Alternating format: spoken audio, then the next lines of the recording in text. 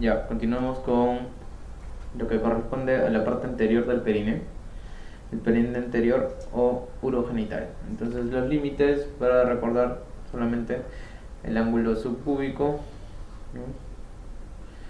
¿no? Trazamos otro plano entre las tuberosidades isquiáticas ambas y formamos un triángulo, ¿no? Entre las ramas isquiopubianas y una línea biisquiática. Perine anterior o urogenital. Vamos a ver que este es diferente en el varón y en la mujer, obviamente. Y aquí están los planos anatómicos, de acuerdo al sexo, ¿no? En ambos, obviamente, vamos a tener el plano superficial, piel con unas cuantas glándulas sebáceas y sudoríparas, ¿no? En el varón vamos a tener la celda peniana, ¿no? Los genitales externos con la celda peniana, ¿no? Y en la mujer tenemos los genitales externos, o sea, la vulva, con la celda vulvoclitoridea, ¿no? En realidad son homólogos casi, solo que macroscópicamente un poquito diferentes, ¿no? Bueno, diferentes. El plano profundo, sí, por así decirlo, o sea, hablando a nivel de disección, o sea, el plano más profundo, o si hablamos del plano, la posición anatómica del plano más superior, por así decirlo, es el diafragma urogenital. Entonces, este es el segundo diafragma que tenemos que recordar. El diafragma urogenital, ¿quién lo forma? Es el músculo transverso profundo del periné, ¿ya? El músculo transverso profundo del periné. Aquí se ve. ¿Dónde está? Acá está. El músculo transverso profundo del periné. Con un engrosamiento de fascia perineal, por si acaso. Pero más que todo, el músculo transverso profundo del periné. Este sí se llega a ver. ¿Ya? No es como el superficial, que es medio filosófico, que a veces ven un par de hilachas nomás. Este sí se ve, es más gruesito y es el principal componente del diafragma urogenital, ¿no? Este nivel, el segundo diafragma. El diafragma pélvico principal era el elevador del ano con el músculo coccigio, y este es el segundo diafragma, un poquito más abajo, que les mencioné, el diafragma urogenital, el que habíamos visto aquí, este de aquí, el diafragma urogenital, ¿no? Recuerda, diafragma urogenital.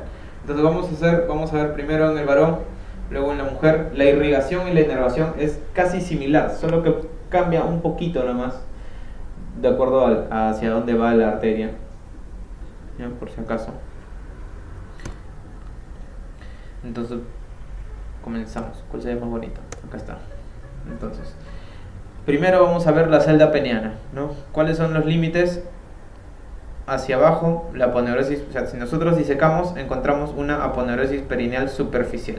Retiramos eso y ya estamos en esta zona, que es la celda peniana, ¿no? Hacia arriba, o sea, acá estamos siguiendo la posición anatómica, por si acaso, ¿no? Abajo le dicen porque una persona parada, el primer plano que vamos a encontrar es el de abajo, ¿no? La aponeurosis perineal superficial. Hacia arriba, porque el diafragma urogenital se encuentra más superior, que sería más o menos a este nivel. Se observa el músculo transverso profundo del periné, por debajo de todos estos vasos, ¿no? Sería como el piso, por así decirlo. Si hablamos netamente de disección, sería el piso de la celda peniana, ¿no? Y hacia los lados, las ramas isquiopubianas, ¿no? Entonces todo esto es la celda peniana. Los mismos límites en la mujer, por si acaso recuerden, ¿no? Los mismos límites. ¿Qué es lo que contiene la celda peniana? La porción fija del pene, ¿no? Los cuerpos cavernosos con sus músculos alrededor, ¿no? Las raíces de los cuerpos cavernosos con sus músculos alrededor, y la raíz del cuerpo esponjoso también con su musculito alrededor, ¿ya? Esa es la porción fija del pene. ¿Cuáles son los músculos que rodean a la porción fija del pene? El músculo isquiocavernoso, ¿no? El isquiocavernoso, que es este de aquí, que ahorita lo vamos a ver, que rodean a ambos cuerpos cavernosos, y el músculo bulbo esponjoso. Este sí que tiene un rafe medio, por si acaso, ¿ya? El bulbo cavernoso. Este sí se ve bonito en la disección, ¿ya?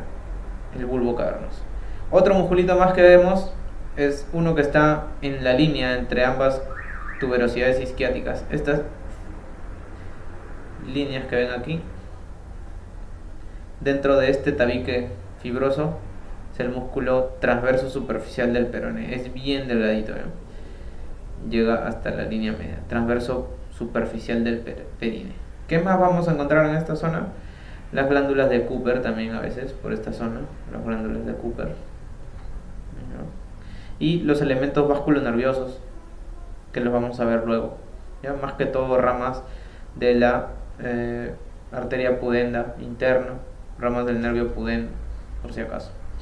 Toda esta zona está dominada por los elementos, por la arteria pudenda interna, los vasos pudendos internos y el nervio pudendo. ¿Ya? Todo esto está dominado por eso. Si lo quieren bloquear, lo bloquean a nivel de la tuberosidad isquiática, a nivel de las espinas ciáticas, ¿no? Los bloqueos en las mujeres que hacen, tocan la espina, hacen un tacto vaginal, tocan la zona de la espina ciática y alrededor de esa zona inyectan anestesia, ¿no? Ya, entonces a nivel de la celda peniana tenemos que ver los elementos musculares en el varón. ¿Ya? En el varón los músculos son casi similares que en la mujer, solo cambia un poquito el nombre, pero la teoría es la misma, rodean casi a zonas homólogas, ¿no? Entonces primero habíamos hablado de el músculo isquiocavernoso, que es este de acá. Es el que cubre a ambos cuerpos cavernosos e interviene durante la erección, ¿no? Uno a cada lado a nivel de las ramas isquiopubianas, ¿no? Se puede disecar, se ve bonito. ¿Ya? El segundo es el músculo bulbo cavernoso. Se llega a insertar en el rafe medio, ¿no? Cheque bien chocos. ¿Ya? A cada lado. ¿Ya? Interviene también durante el proceso de la erección, de la eyaculación. E inclusive a esta zona delimitada por el músculo isquiocavernoso, el músculo bulbo cavernoso y el músculo transverso superficial del perineo, que es este, ¿no? Se le conoce como el triángulo de la talla. El triángulo de la talla. Y aquí vamos a encontrar todos los eventos vasculares y nerviosos que vamos a ver en las siguientes láminas, ¿no? Recuerden, el músculo transverso superficial del peroné viene de la tuberosidad isquiática hacia la línea media, ¿no? O hacia lo que se llama el núcleo central del periné. Bien delgadito, en algunos solo se ven un par de fibras. Ojalá se viera así bonito en todas las personas. Recuerden, cuando uno diseca, encuentra primero esto cubierto por una membrana, ¿no? La aponeurosis perineal superficial, que sería estas hojitas, esta laminita blanca que estamos viendo. La retiramos y recién se ve esto. Obviamente con los vasos, con un poquito de grasita, dependiendo de la contextura de la persona. Aquí le han retirado todos los vasos, la grasita, y se ve bonito, ¿no? Luego, más profundo, vemos esta fascia, ¿no? Blanquita. Esa es la aponeurosis perineal media, que está recubriendo al músculo transverso profundo del perineo, o sea, el diafragma urogenital, ¿no? En la lámina, una de las láminas anteriores decía diafragma urogenital, aponeurosis perineal media, más músculo transverso profundo del perineo. Recuerden eso, para ser exactos. Ya, entonces ya vimos la parte muscular. Aquí los homólogos, más adelante lo voy a mencionar en la mujer, ya, pero es similar. Miren, en la mujer también hay un isquio cavernoso, solo que algunos lo mencionan como isquio clitoridio, por si acaso. Y hay un bulbo esponjoso que algunos lo mencionan como bulbo clitoridio. Es similar. Miren, isquio cavernoso de la mujer o isquio clitoridio, y aquí el isquio cavernoso del varón, ¿no? Aquí el bulbo esponjoso del varón, y en la mujer obviamente no va a unirse a nivel de la línea media, ¿no? Pero es similar, también rodea al cuerpo esponjoso, ¿no? Recuerden eso. Y bueno, ambos tienen su transverso superficial del perineo, y aquí se ve la aponeurosis perineal media. Recuerden. Entonces, hablando ya de los componentes eréctiles del varón, vamos a ver ambos cuerpos cavernosos y el cuerpo esponjoso o su nacimiento, que sería el bulbo de la uretra, ¿no? Los cuerpos cavernosos, que son la parte fija y eréctil de el pene, ¿no? Tienen una forma de un cono prolongado que vienen más o menos desde el punto medio de la rama isquiopubiana hacia arriba, adentro y adelante, ¿no? Si seguimos la posición anatómica, rodeados obviamente por su componente muscular, ¿no? Que es el músculo isquiocavernoso. Vamos a tratar de dibujarlo aquí, ¿no? Acá, bonito, su músculo isquiocavernoso, y se unen a nivel del ángulo subpúbico con una forma, formando como un cañón de escopeta, ¿no? Dejando un surco para el cuerpo esponjoso. Recuerden. Entonces tenemos los cuerpos cavernosos. El cuerpo esponjoso, o su origen, por así decirlo, que se conoce como bulbo de uretra, es esta pequeña dilatación. ¿ya? Esta pequeña dilatación, el bulbo de la uretra. También parte fija, eréctil, tiene la forma de una pera, más o menos 3 por 2 centímetros, ¿no? Cubierto por su musculito, ¿no? Que es el bulbo esponjoso o el bulbo cavernoso, ¿ya? Y luego se une al cuerpo cavernoso, ¿no? En esa zona que le dejaba como un surco, ¿no? ¿Ya? Y el cuerpo esponjoso al final tiene una zona, una dilatación distal, que es la que forma el glande, ¿no? Se conoce como glande. Acá está. Entonces vemos acá los cuerpos cavernosos que se unen a nivel del subpubis, ¿no? Y el cuerpo esponjoso con su nacimiento, que se conoce como el bulbo, ¿ya? También se unen a los cuerpos esponjosos y luego se dilata, ¿no? El glande es dependencia propia del cuerpo esponjoso. Si hacemos un corte transversal, obviamente vamos a ver ambos cuerpos cavernosos, el cuerpo esponjoso con la uretra esponjosa o la uretra peniana ahí, ¿no? Luego vamos a ver un corte transversal. ¿Ya? En lo que corresponde ya a la parte distal del pene, ¿no? La dilatación del cuerpo esponjoso o glande, ¿no? Vamos a ver algunos elementos, ¿no? El glande, bueno, todo es todo. Tenemos que tiene una corona del glande. Ahora, el glande está cubierto por una parte de tejido de piel, ¿no? Que se conoce como prepucio, y hay un surco entre el prepucio y la mucosa del glande que se conoce como balano, ¿no? El surco balano prepucial, prepucial, ¿no? En esta zona, a nivel del rafe medio, en la parte inferior, vamos a ver el frenillo del pene, ¿ya? Y a los lados se menciona que existen unas glándulas que son las glándulas de Tyson, las que secretan el balano, ¿no? Las glándulas de Tyson, ¿no? Recuerden eso. Y bueno, vamos a ver a nivel de la parte central y superior de la cabeza del pene el meato urinario, ¿no? El meato urinario, recuerden eso. Y esto es variable, ¿no? En pacientes que nacen con alguna malformación, una epispadia, hipospadia, a veces nacen con unas válvulas o unas membranas a nivel de la parte distal de la uretra.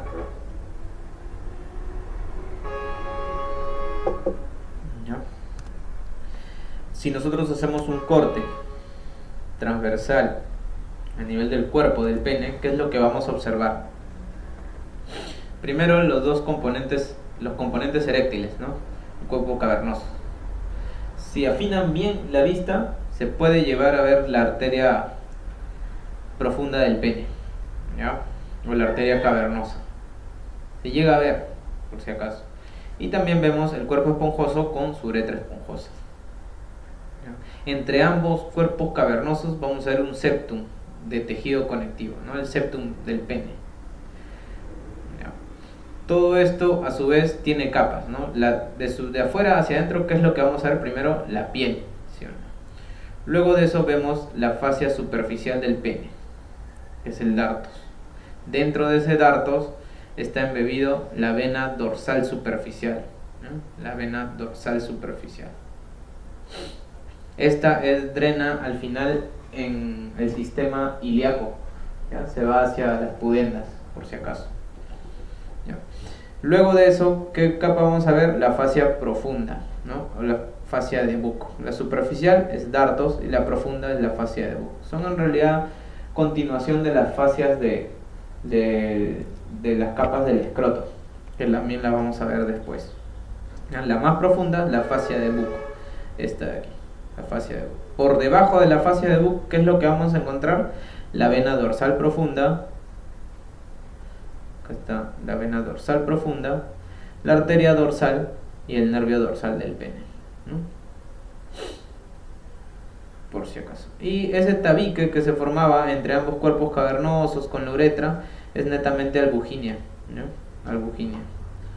En continuación de las capas del escroto, por si acaso, ¿ya? Esto es albuginia, ¿no? Entonces hay piel, dartos, fascia buc, de ahí a los componentes eréctiles rodeados de su capa de albuginia, por si acaso.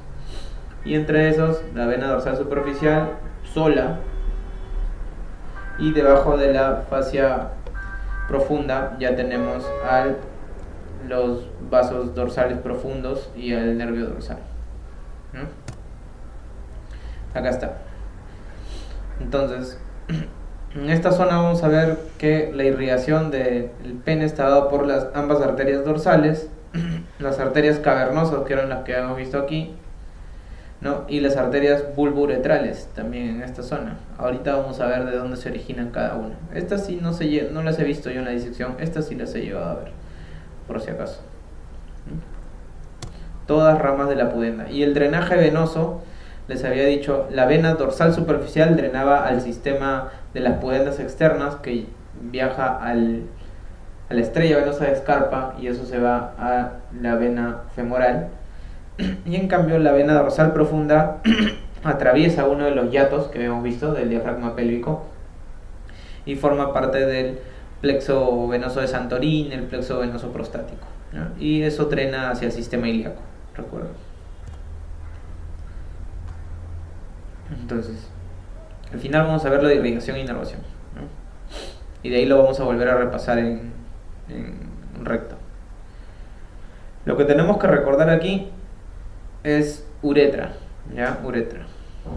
Vamos a hacer esto primero porque estamos viendo genitales masculinos, ¿ya? Más que todo pene. Entonces, más o menos en promedio, la uretra en el varón, 18 a 20 centímetros, contando el total, ¿ya? El total hasta su nacimiento, por si acaso. No solamente estamos hablando de uretra peniana. Tenemos una uretra posterior y una uretra anterior, ¿ya? La uretra posterior es netamente la uretra prostática, ¿no? La uretra prostática, esta de aquí es la posterior. Y la anterior es la membranosa con la peniana, ¿ya? Esta es la prostática. A estas dos las denominan uretra anterior, ¿ya? Entonces, primero vemos la uretra posterior, segmento pequeño, 3 centímetros, ¿no? Esto es intrapélvico, ¿no? Dentro de la excavación pélvica. La uretra membranosa, ¿cuál es? Más pequeño todavía, 2 centímetros. Está dentro del diafragma urogenital, ¿no? ¿Quién formaba el diafragma urogenital? La aponeurosis perineal media, la fascia perineal media con el músculo transverso profundo del periné. Dentro del músculo transverso profundo del periné, a ese nivel, está la uretra membranosa, ¿ya? Por así decirlo. A los lados de la uretra membranosa están las glándulas de Cooper, recuerden, ¿ya? Y luego de eso ya tenemos la uretra peniana. Esta sí es más variable, de 12 a 15 centímetros, ¿no? Esta sí la vemos en el periné dentro del cuerpo esponjoso, ¿ya? Tiene sus glándulas uretrales, ¿no? Y al final tiene una dilatación que es la fosa navicular, ¿ya? Acá, bueno, en los libros lo mencionan como que de 20 milímetros, ¿ya? A veces pueden tener una valvulita, en el caso, y ahí se puede acumular la orina, ¿no? Un poquito. Ya. ¿Qué más? ¿Qué otra cosa importante? A veces la uretra peniana la dividen también, ¿ya? La dividen en 3 segmentos. La porción vulvar, ¿no? La del nacimiento del pene, la peniana propiamente dicho, y la uretra glandular, del glande, ¿no? Glandular, ¿no? Pero esas 3 porciones, yo la verdad que las agrupo netamente en uretra peniana, ya eso es mucho más profundo, por si acaso. Lo que sí tienen que recordar es que la uretra, y esto no lo mencionan mucho, pero sí a veces suelen preguntarlo, tiene 4 estrecheces y tiene 3 dilataciones dentro de todo su trayecto. Esto sí. Una de las estrecheces es a nivel donde se pueden atorar los cálculos renales durante su trayecto hacia la expulsión. El primer sitio, bueno, de la uretra, porque arriba sí se pueden atorar, pues a nivel de las estrecheces de los uréteres, ¿no? A nivel de la desembocadura de la uretra, pero a nivel uretral, si es que ya pasa todo, está en la vejiga y de ahí quiere ser expulsado, también hay 4 zonas donde se puede retener un poquito esos cálculos, ¿no? Pero por presión al final todos pasan. El primero es a nivel del nacimiento, la uretra, la estrechez cervical, ¿no? Cervical porque es el cuello de la vejiga, por si acaso, cervical. La otra estrechez es a nivel de la uretra membranosa, aquí también es un poquito más estrecho. La tercera es a nivel del cuerpo del pene, mencionan que también hay una estrechez, es normal. Y la última es a nivel del meato, otra estrechez más. 4 estrecheces durante todo el trayecto de la uretra. Y así como hay estrecheces, entre estrechez y estrechez vamos a ver dilataciones, ¿no? Acá hay una estrechez, otra acá, otra por acá y otra por acá, ¿no? Entonces tenemos 3 segmentos entre estrecheces, obviamente van a estar un poquito más dilatados. Ya. La primera dilatación es la prostática, ¿no? La prostática. ¿Ya? La primera dilatación, la prostática. La segunda a nivel del bulbo del pene, ¿no? Del nacimiento. Y la última a nivel del glande o fosa navicular se llama, ¿no? Fosa navicular, ¿no? 3 dilataciones. Primero vamos a ver la uretra prostática. Antes de ver próstata, por si acaso. Entonces hacemos un corte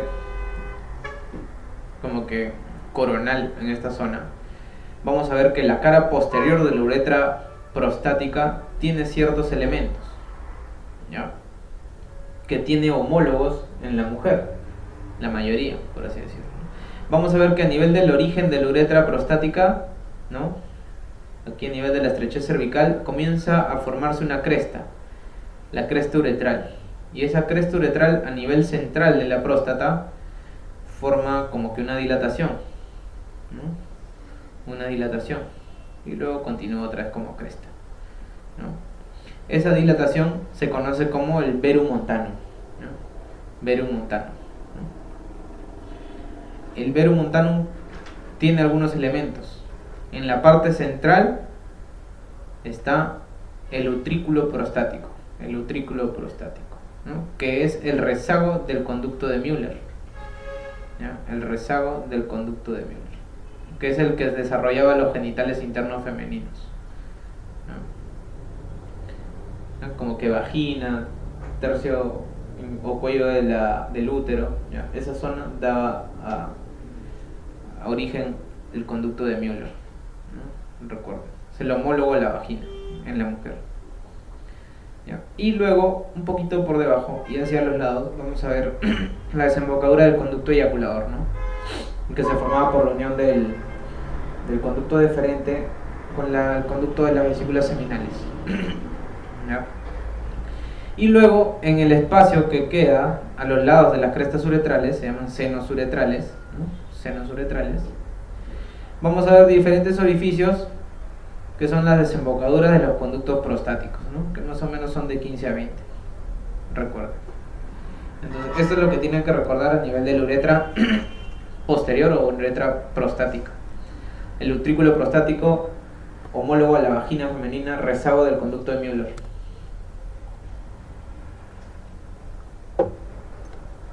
Otro elemento más, bueno, esto ya no es de la celda peniana, un poco más superficial.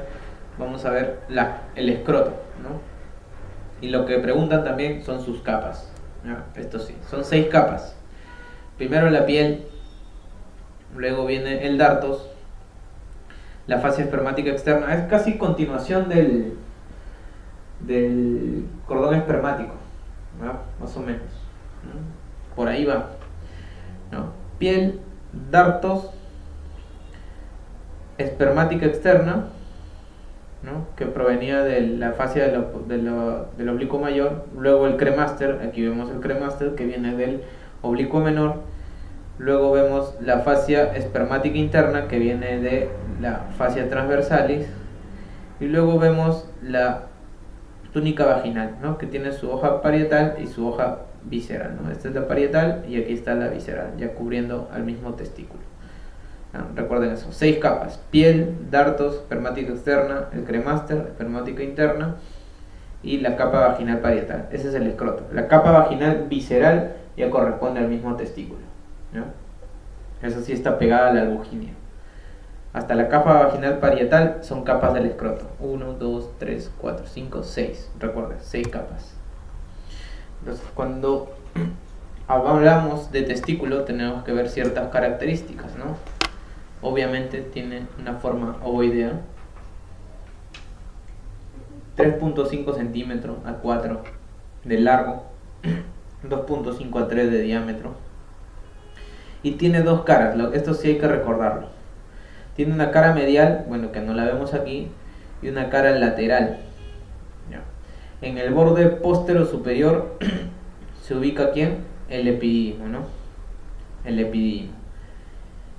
Y recordar la posición del epidídimo y una zona que forma como que un fondo de saco nos hace reconocer a qué lado pertenece cada testículo. Si encontramos un testículo suelto por ahí, en la disección, o bueno, cadáver, si hay algunos que hacen medicina legal, esas cosas, ¿no? ¿Por qué? En la cara lateral vamos a encontrar este fondo de saco.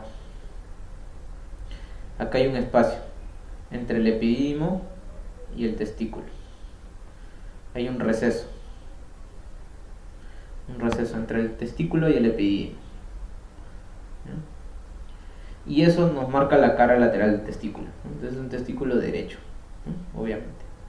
Ya, en la cara medial no hay ese receso, no hay ese ingreso de la túnica vaginal, la hoja visceral, entre el testículo y el epidídimo, por si acaso. Esto nos sirve para diferenciar el lado del testículo. Bueno, entonces seguimos. En el polo superior y el borde posterior vamos a encontrar el epidídimo. Tiene un borde anterior que es mucho más libre y obviamente en el borde posterior vamos a encontrar el cuerpo del epidídimo, ¿no? En el epidídimo, ¿qué cosa vamos a encontrar? A veces algunas variantes, ¿no? Tiene unas hidátides, ¿no? Unas protuberancias que son rezagos embriológicos que a veces lo confunden en el examen físico, ¿no? Pueden ser normales, a veces se confunden con tumoraciones, pacientes que terminan yendo al urólogo preocupados, hasta con biopsias, ¿no? ¿Ya? Recuerden eso. Hay torsiones, aparte de torsión testicular hay torsión de la hidátides, ¿no? Recuerden. En un corte transversal, ¿qué es lo que vamos a ver? El testículo está fijado al escroto por el gubernaculum testis, acá abajo. Ya no es que cortamos y sale volando, está fijo acá. En algunos obviamente falta esto y por eso se producen las torsiones testiculares, ¿ya? Pero normalmente sí debe estar. Entonces vamos a ver que las capas propias del testículo, ¿cuáles eran? La túnica vaginal, hoja visceral y por dentro la albuginia, ¿no? Están los dos pegaditos. La albuginia emite tabiques y esos tabiques delimitan lobulillos o lóbulos, ¿no? A nivel del testículo, ¿no? Donde están esos lóbulos están enrollados ahí los túbulos seminíferos, ¿ya? Están enrollados. Esos túbulos seminíferos luego se juntan a nivel de la red de Haller, forman los conductillos eferentes y la unión de estos forman ya el epidídimo. Lo que tienen que recordar es la cola del epidídimo, ¿no? La cola del epidídimo, que es la zona más propensa, esto siempre preguntan, ¿no? En medicina, más propensa a las testiculares. Entonces recuerden, de la cola del epidídimo vamos a ver que ya luego determina el límite, en realidad no es muy fijo, continúa como conducto deferente, porque el conducto deferente, su origen también es medio tortuoso, un poquito más duro, ya, y tortuoso. Entonces, para recordar nomás las vías espermáticas, esto creo que lo han hecho en embrio, ¿no? O para recordar, si es que no han hecho, tenemos los túbulos seminíferos que se van hacia la red de Haller, los conductos eferentes, al epidídimo, el conducto deferente, ¿no? El conducto deferente se une con el conducto de la vesícula seminal y forman el conducto eyaculador que desemboca a nivel de la uretra prostática, ¿no? A los lados y por debajo y a los lados del verum montanum. De ahí continúa el semen por la uretra membranosa, la uretra peniana y ya es expulsado a través del meato, ¿no? Recuerden eso. A veces preguntan. La irrigación ya lo hemos hecho en abdomen solamente para que recuerden las 3 arterias a nivel del cordón espermático, pero más que todo la testicular o espermática es rama de la aorta, ¿ya? Esa es la que más nos corresponde ahorita. Las venas, el plexo venoso, aquí todo se recoge a través de los plexos venosos pampiniformes, ¿no? Y se forman las venas espermáticas o testiculares. Y recordar que en el lado derecho desemboca en la vena cava inferior y en el lado izquierdo desemboca en la vena renal, ¿ya? La vena renal izquierda. Ya, ahora, la inervación. Todo esto proviene de ¿dónde? De ramas de la arteria pudenda interna, que la vamos a encontrar en la fosa isquiorrectal. Eso lo vamos a ver luego. Tenemos aquí la pudenda interna, da un ramo que se conoce como la hemorroidal inferior o rectal inferior, que es esta de aquí, esta chiquita. dentro de la fosa isquiorrectal. Esta la vamos a ver ya en ano en recto. Se continúa la pudenda, ¿ya? Y da la arteria, aquí un ramito que se da por encima, que se conoce como la arteria perineal superficial, ¿no? Esta da ramitos, ¿no? Las escrotales posteriores, se continúa la la pudenda, termina como arteria dorsal del pene, y por ahí también hay ramitos hacia el bulbo del pene, ¿no? Los nervios corresponden a ramos del nervio pudendo, ¿ya? El nervio pudendo da, el hemorroidal inferior y luego se continúa, ¿no? El nervio perineal, este nervio perineal da un ramo superficial, un ramo profundo, y el ramo profundo al final termina como nervio dorsal del pene, lo habíamos visto, ¿no? Para que recuerden otra vez las diferencias en los planos, tanto en varón como en mujer. Ahora nos toca mujer. Más que todo acá tenemos que recordar anatomía de superficie un poquito, porque la parte muscular y lo de la celda es casi similar, ¿no? En el perineo anterior, en vulva, que es lo que corresponde a genitales externos, vamos a encontrar qué cosa. Los labios mayores, que sí tienen glándulas sudoríparas, glándulas sebáceas, folículos pilosos, un poco más pigmentados, ¿no? Los labios menores o ninfas, que hacia arriba confluyen y forman el capuchón del clítoris, hacia atrás confluyen y forman la horquilla, ¿no? A nivel del perine, de la vulva, ¿no? ¿Qué más tenemos que ver? El meato urinario, el himen, los orificios de la glándula de Bartolino, que a veces se llega a ver, ¿no? Los orificios de la glándula de Skene a los lados de la uretra, ¿no? Del meato urinario. ¿Qué más hay aquí? Ya. Algo que sí tienen que recordar, que es el himen, ¿no? Que delimita el orificio inferior de la vagina, ¿no? Es una membrana que contiene bastante tejido conectivo, ¿ya? Elástico en cierta parte, ¿no? Hasta cierta parte, ¿no? Y que tiene diferentes formas, ¿no? Y esto ya tiene importancia más que todo médico legal, ¿no? Puede ser un himen anular, un himen septado, cribiforme, ¿no? O uno ya desflorado, ¿no? Esto más que todo ya saben que tiene importancia médico legal en los casos de se reportan violaciones, ¿no? En una nulípara tiene diferencias en una mujer desflorada y en una nulípara también, por si acaso. Desflorada, no florada, nulípara, multípara, por si acaso, ¿ya? En deflorada nulípara, ¿qué es lo que vamos a ver? Más o menos 3 a 4 lengüetitas, que respeta el borde del himen, ¿no? Todavía está adherido un poquito a la vagina. Y en la multípara ya no respeta los bordes, se conocen esos rezagos de lo que era el himen como carúnculas mirtiformes o carúnculas himeneales, ¿no? Acá está. Esto es lo que habíamos visto, casi similar al compartimiento de la celda peniana. En la mujer se conoce como celda vulvoclitoridea, ¿no? Sacamos la aponeurosis perineal superficial y ¿qué es lo que vamos a ver? Los cuerpos cavernosos, ¿no? De la mujer, el bulbo de la vagina, ¿no? Y todo esto obviamente cubierto por los musculitos, ¿no? El isquioclitoridio y el bulbo clitoridio. Lo vamos a ver acá, ¿no? Los cuerpos cavernosos, el bulbo de la vagina, cubiertos por el músculo isquiocavernoso o isquioclitoridio, y el otro músculo es el bulbo clitoridio o bulbo esponjoso, ¿no? Este sería más que todo el esfínter de la vagina. Ambos contribuyen también en el proceso de la erección del clítoris. La mujer también tiene su músculo transverso superficial del periné, y estos dos músculos, el transverso superficial y el bulbo esponjoso, confluyen a nivel del núcleo central del periné. Es importante que lo recuerden porque a veces en desgarros durante los partos se lesiona esto, ¿no? Los desgarros más que todo de tercer grado, casi hasta el cuarto grado, que ya son un poco más catastróficos, se ve comprometido esto, ¿no? La irrigación es casi similar, solo que ramas mucho más pequeñas que en el varón, ¿no? Inicia aquí en la arteria pudenda interna, que da su ramo, esto corresponde a compartimiento al triángulo posterior del periné, y continúa como arteria pudenda, ¿no? La pudenda da su ramo pudenda su perineal superficial y se continúa como perineal profunda. Esa perineal profunda al final termina como la arteria dorsal del clítoris. La arteria perineal superficial da su ramo para el bulbo, da sus ramos musculares, ¿no? y termina a nivel de los labios mayores, ¿no? Acá está.